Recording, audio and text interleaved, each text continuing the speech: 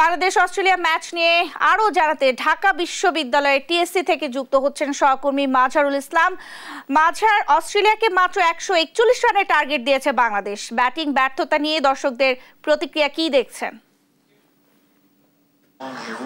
জি, আপনাকে ধন্যবাদ। আপনি যেমনটা বলছিলেন যে আজকে কিন্তু বাংলাদেশের সূচনাটা শুরু থেকে টসে হেরেছিল এবং টসে হেরে কিন্তু বাংলাদেশকে ব্যাটিং এ যেতে হয় এবং ব্যাটিং এ যাওয়ার পর আপনি জানেন যে টপ অর্ডার ব্যর্থতায় মূলত মিডল অর্ডারে যারা ছিল তাহিদ হৃদয় এবং নাজমুল হাসান শান্তর কিছুটা রানে কিন্তু বাংলাদেশ মোটামুটি একটা স্কোর করেছিল এবং যারা উৎসুক দর্শক যারা ছিল তারা প্রত্যাশা করেছিল যে বাংলাদেশের বোলিং লাইনটা খুবই ভালো হবে এবং সূচনাটা প্রথম ওভারে কিন্তু আপনার পেজ না দিয়ে স্পিনার নিয়ে আসা হয়েছিল এবং রিশাদ হোসেনকে কিন্তু নিয়ে আসা হয়েছিল এবং প্রথম ওভারটা ভালোই সূচনা হয়েছিল এবং পরের দ্বিতীয় ওভারে যখন তানজিম সাকিবকে নিয়ে আসা হয় সবাই কিন্তু প্রত্যাশা করেছিল ভালো কিছু এবং সবার একটা প্রত্যাশা ছিল যে তানজিম সাকিবের প্রথম বলেই কিন্তু আউট হওয়ার একটা সম্ভাবনা ছিল টার্বিশেডের, কিন্তু তার ক্যাচটি মিস করার ফলে সেই টার্বিশেড কিন্তু এখন দুর্দান্ত গতিতে খেলে যাচ্ছেন। তিনি 17 বলে 29 রান করেছেন, বিপরীতক্রমে ডেভিড ওয়ার্নার 14 বলে 21 রান করে তিনি এখনো মাত্র রয়েছেন।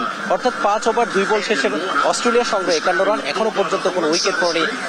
লাস্ট ওভার অর্থাৎ পঞ্চম ওভারটি করেছেন মুস্তাফিজুর রহমান, তিনি সেটা ভালোই করেছেন, কিন্তু পরপর লাস্ট 2 বলে যখন একটি ওভার বাউন্ডারি এবং বাউন্ডারি হলো তখন কিন্তু রানের স্কোর বেড়ে যায়, যার ফলশ্রুতিতে এখন বাংলাদেশের দর্শকদের প্রত্যাশা তারা ভাবছেন এখন পর্যন্ত কোনো উইকেট পড়েনি বাংলাদেশের বোলাররা, এখনো পর্যন্ত সেই প্রত্যাশিত উইকেট না পাওয়ার কারণে কিন্তু আস্তে আস্তে ম্যাচটা বাংলাদেশের হাত ছাড়া হয়ে যাচ্ছে এবং দর্শকদের মনে কিন্তু এক ধরনের আশঙ্কার জন্ম নিয়েছে যে হয়তো আজকে বাংলাদেশ ম্যাচটা হেরে যেতে পারে, এটা তাদের আশঙ্কা। তবে তাদের প্রত্যাশাটা ছিল যে বাংলাদেশ যাই রান করুক না কেন 141 রানের মধ্যে যদি বোলিং এর সূচনাটা ভালো করা যায় তাহলে হয়তোবা বাংলাদেশ ভালো কিছু করবে, হয়তোবা জিতার একটা স্বপ্ন বাংলাদেশ দেখতে পারত। আপনি জানেন যে অস্ট্রেলিয়া দলের মূল দুইজন ব্যক্তি বোলার ব্যাটসম্যান হচ্ছে ডেভিড ওয়ার্নার এবং টার্বিশেড, এবং তারা কিন্তু তাদের দুর্দান্ত গতিতেই খেলে যাচ্ছেন, যার ফলশ্রুতিতে এখনো পর্যন্ত বাংলাদেশের বোলাররা তাদের প্রত্যাশিত উইকেটটি কিন্তু তুলে নিতে পারেননি।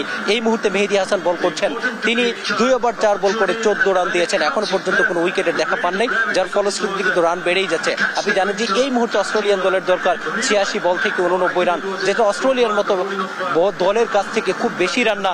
এখনো পর্যন্ত যেহেতু বাংলাদেশ উইকেট ফেলতে পারেননি, সেই প্রত্যাশিত উইকেট পড়লেই হয়তোবা তাদেরকে চেপে ধরা যেত। তবুও দর্শকরা প্রত্যাশা করছেন শেষ পর্যন্ত বাংলাদেশ বোলাররা আরো ভালো করবেন এবং তারা তাদের প্রত্যাশিত উইকেটগুলো তুলে নিয়ে বাংলাদেশকে জয়ের সীমানা নিয়ে আসবে, এটি কিন্তু তাদের প্রত্যাশা। তবে দেখা যাক 17 বছর পরে বাংলাদেশ যে দ্বিতীয় রাউন্ডে এসেছে, অর্থাৎ এই যে শেষ আছে যে তাদের প্রত্যাশা থাকবে সেমিফাইনালে যাওয়ার এবং দর্শকরা প্রত্যাশা করছেন বাংলাদেশ আজকে ম্যাচটা হয়তোবা তারা জয় পাবে কিনা তাদের মধ্যে দ্বিধাদ্বন্দ্ব রয়েছে। পরের 2টা ম্যাচ বাংলাদেশ জিতে সেমিফাইনালে যাবে, এটাই কিন্তু সবার প্রত্যাশা। এই ছিল ঢাকা বিশ্ববিদ্যালয় থেকে অস্ট্রেলিয়া বাংলাদেশের ম্যাচ সম্পর্কে আমার কাছে সর্বশেষ তথ্য।